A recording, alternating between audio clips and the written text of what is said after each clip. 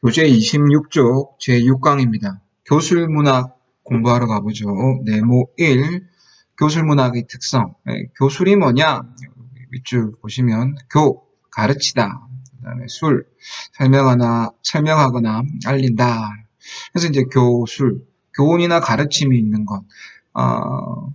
보통 우리는 수필이라고 하죠, 수필. 편지나 이런 것도 포함이 되는데, 보통 수필이라고 그럽니다. 그러니까 이제 아무래도 개인적인 글이 많고요. 형식도 자유롭고 하다 보니까 글쓴이의 개성이 굉장히 잘 드러나는 갈래입니다. 실제적인 얘기 좀 할까? 수필은 이런 건데, 결국 교훈, 주제 알아내는 게 이거를, 수필 읽기의 목적이거든요. 근데 여러분들 생각에 여기 왼쪽 보세요. 수필이 처음이 있고 중간 부분이 있고 끝이 있다라고 하면은 주제는 어디에 제시되겠습니까? 이쯤에 제시됩니다. 처음부터 주제 다 알려주면 뒤에 내용을 읽을 필요가 없죠. 그리고 수필의 묘미 자체가 앞부분에 개인적인 어떤 개인적인 체험을 바탕으로 뒤에 하고 싶은 말을 탁 던질 때. 우리는 이 앞부분을 읽으면서는 이 사람이 이런 경험을 했네 하고 바보처럼 쫓아가지 않습니다. 그래. 그래서 이걸로 무슨 얘기하고 싶은데 어떤 얘기할까? 나름 추측도 하고, 나름 일정 부분 확인도 하고, 그렇게, 그리고 자신의 경험과 비교해 보기도 하고, 이렇게 읽어 나가죠. 그러다가 마지막 부분에서, 독자가 전혀 예상도 하지 못한, 또는 예상한 것보다 훨씬 넓고 깊은 내용을 땅 하고 이제 던져주는 거. 그때 우리는, 하죠. 네. 바보도 통하는. 맞습니다. 그게 수필을 읽는 묘미인데요. 우리 수험생은 그런 시험 시간에 그런 여유를 즐길 시간적 여유가 없습니다. 그래서 읽는 방법 제가 제안 드리면요. 뒤에 거 먼저 읽으세요. 뒤에 거 먼저 읽고요. 그리고 이제 앞에 거 다음을 이거 먼저 읽고 다음으로 이제 앞에 거 읽고. 그러면 어떤 게 좋냐면요. 결국 마지막으로 하고 싶은 바를 알고 있기 때문에 앞부분을 되게 빨리 읽어 나갈 수 있습니다. 당연하겠죠. 이 체험? 그래. 이거 얘기하고 싶어 하는 거지? 하는 식으로 확인만 땅 해주고 맨 마지막에 이제 한 번 더 변하지 않았으면 확인만 해주면 되니까 되게 빨리 익히는 거죠. 단, 문제는 현대 수필일 때는 이렇게 되게 빨리 읽히는데 옛날 글일 경우는 좀 문제가 있습니다. 이거는 어휘의 문제죠. 어휘의 문제지 갈래의 문제가 나진 않습니다. 그러니까 중간중간 고전 옛말 어휘 한자 같은 것들 있죠. 그런 것들 잘 챙겨 보셔야 돼요. 그래서 고전 시가 관련해서 옛 어휘, 옛말 익히기 영상 많이 올라가 있습니다. 노벨을 위한 고전 시가 읽기 포함해서 6개 올라 있으니까 기초 중에 기초입니다. 그거 익혀 두시는 게 옛날 소설이든 옛날 수필이든 읽을 때 도움이 됩니다. 자, 결국 여기서 하고 싶은 말은 이거죠. 수필이다 싶으면은 이거 뒤에 거 먼저 읽고 주제 찾아라. 그리고 무슨 말 할지 딱 아니까 확인하면서 얼른 읽어라. 그게 교술문학에서 우리가 수험생으로서 가져야 할 전략이다. 말씀드렸습니다. 네모 2가죠. 교술문학의 구성 요소인데요. 자유롭기 때문에 이걸 어떤 교과 지식으로 가질 필요는 없을 것 같고요. 문체, 개성이 잘 드러난다라고 할 때 이제 문체가 말 많이 되는데 문체는 우리 앞에서도 했습니다. 문체를 결정하는 거 뭐냐? 어떤 말 썼느냐? 문장의 길이가 어떻냐? 이 정도입니다. 말했죠? 똑같은 얘기를 전할 때도 어떤 어휘를 쓰느냐에 따라 태도가 달라질 수 있다. 그래서 이런 이제 어휘에 따라 대상에 대한 화자의 태도 또한 화자랍니다. 그래서 이제 작가가 되겠죠? 작가의 태도 또한 알아낼 수 있습니다. 다음 괄호 3 주제로 가죠. 주제를 전하기 위해서 아까 이 부분에서도 얘기를 했지만 왼쪽 날개에서도 얘기를 했지만 수필에서 작가는 자신의 개인적인 체험을 중심으로 출발을 합니다. 그러니까 여기에서 일상적인 경험이 나오는 게 대부분이에요. 일상적 경험. 그것을 통해서 어떤 깊은 깨달음이죠. 사유나 성찰에까지 이루어진다라고 했는데 결국 수필은 일반적인 것과 좀 다른 일반적인 문학 관리와는 조금 반대인 것 같아요. 그러니까 구체적인 어떤 경험으로 일반화시켜 나가는 것이죠. 왜냐하면은 체험으로 이제 좀 더 사회적인 면이나 전 인류적인 면이나 뭐 도덕적인 면이나 이렇게 좀 일반화시켜 나가는 걸 이제 직접적으로 이야기를 해주기 때문에 수필에서는 여러분들이 찾아내야 되는 게 일반화된 방향을 알아내요. 일반화된 방향. 이런 구체적인 체험을 통해서 이런 사물을 통해서 얘는 일반화된 것보다 추상적인 거죠. 어떤 말을 하려고 할까? 근데 뭐 아까 말했듯이 우리는 거꾸로 갑니다.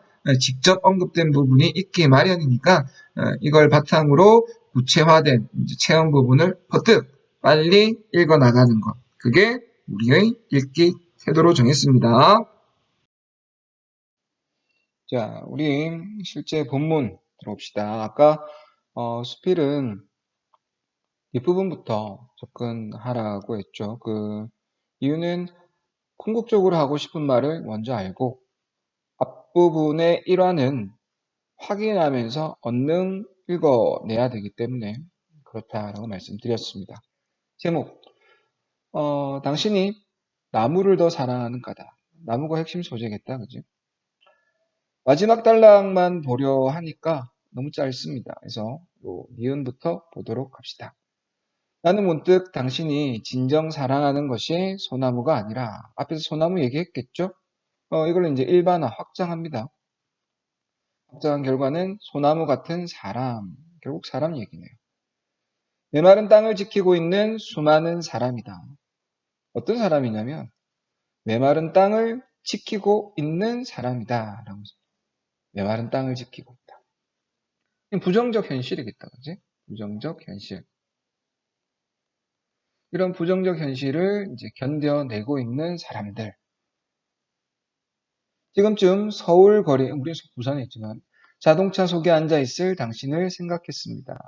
그리고 외딴 섬에 갇혀 목말라하는 남산의 소나무들을 생각했습니다. 같은 거죠. 사람들이나 음, 소나무들이나 오래 이제 있을 사람이나 남산의 소나무가 이제는 더 이상 살아남기를 포기하고 자손들이나 기르겠다라는 체념으로 무수한 솔방울을 달고 있다는 당신의 이야기는 우리를 슬프게 합니다. 더구나 그 솔방울들이 싹을 키울 땅마저 황폐해버렸다는 사실이 우리를 더욱 암담하게 한다. 그러나 전환하죠. 더 무서운 것으로 전환을 합니다. 아카시아와 활엽수의 침범해서 이제 들어오는 거예요. 놀라지 않을 수 없다. 척박한 땅을 겨우겨우 갖고 놓으면 이내 다른 경쟁수들이 남습니다. 쳐들어와 소나무를 몰아내고 만다는 것이다. 살 땅마저 빼앗기게 됐네요. 무한 경쟁의 비정한 논리. 화자가 아니죠. 작가가 비판하고자 하는 건 무한 경쟁의 비정한 논리. 이거하고 같은 거겠다. 메마른 땅, 왜 메마르냐? 무한 경쟁의 비정한 논리. 이거 같은 걸로 이해하시면 됩니다. 논리가 뻗어오지 않는 곳이 없습니다. 이런 이제 삶을, 이런 곳을 지키고 있는 사람들, 어, 얘네들이 이제 결국 대단해 보이고 더 사랑한다라는 마지막 단락. 나는 마치 꾸중을 듣고 집 나오는 아이처럼 산을 나왔습니다. 태백산이었죠. 솔방울 한 개를 주워 들고 내려오면서 생각했다. 거인에게 잡아먹힌 소년이 솔방울을 손에 쥐고 있었기 때문에 다시 소생했다는 신화를 생각하였다. 솔방울이 있어서 다시 소생했다, 살아났다. 긍정적인 의미겠죠, 그죠? 그러니까 다 죽을 뻔했는데 살아났으니까 이게 희망 정도로 솔방울의 어떤 생명력 정도로 이해하면 되겠습니다. 당신이 나무를 사랑한다면 솔방울도 사랑해야 합니다. 무수한 솔방울들의 끈질긴 저력이라고 표현이 됩니다. 끈질긴 저력. 희망이 되겠죠. 을 신뢰해야 된다. 이런 힘든 삶, 무한 경쟁의 삶을 살아가는 사람들의 끈질긴 생명력을 사랑해야 된다. 결국 작가가 하고 싶은 말은 이런 부정적 현실, 각박한 현실을 살아가는 그걸 견뎌내고 희망을 갖고 살아가는 사람들을 이제 예찬했다. 예찬이라는 말은 안 되고요. 비판이 더 가깝겠죠. 이런 세태를 비판한 것이다. 그리고 그 그런 곳을 살아가는, 그런 상황을 살아가는 사람들에 대한 어떻게 보면 연민이랄까요? 그런 마음이 드러난 작품이었습니다. 결국 하고 싶은 말을 알아냈죠. 그 앞의 일화는 되게 간단하게 확인하면서만 가시면 될 것 같아요. 표현상의 특징도 더불어 살펴볼게요. 첫 번째 줄 다시 갑니다. 오늘은 당신이 가르쳐준 수필입니다. 근데 마치 편지처럼 썼죠. 당신이 가르쳐준 이렇게 했으니까 또 개성이 드러난다라고 보면 되겠죠. 수필에서 표현 유의해야 되는데 여기서는 이제 당신처럼 이런 말을 썼다. 편지 같아요. 그죠? 편지처럼 쓴 거. 어떤 효과가 있겠습니까? 편지라는 게 개인적인 어떤 내밀한 이야기이기 때문에 작가가 독자인 여러분에게 여러분들만을 위한 독자 한 사람만을 위한 글을 썼다라고 이제 이해가 되는 거죠. 그러니까 아무래도 독자의 생각이나 주제를 좀 더 받아들일 수 있는 마음이 열렸다라고 보시면 되겠습니다. 여기 왔어요. 태백산맥 여기 왔습니다. 여기 와서 자신을 돌아보거든요. 자신은 뭐라고 했냐면은 소나무보다 훨씬 많은 것을 소비하면서도 이루어낸 게 없어요.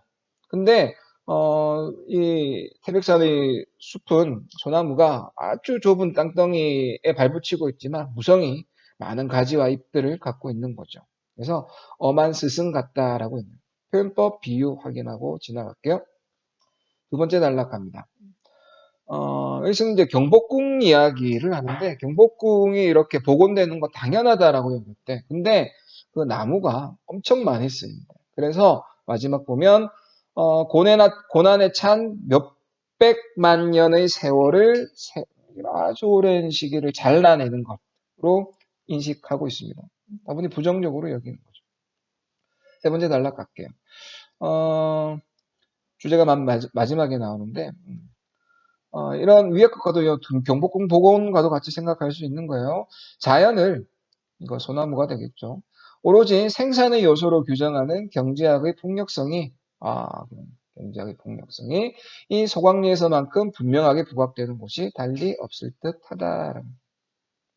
그러니까 이 사회에 대한 아까 비판이라고 했는데 그걸 폭력적이다라고 이야기를 했습니다. 그죠?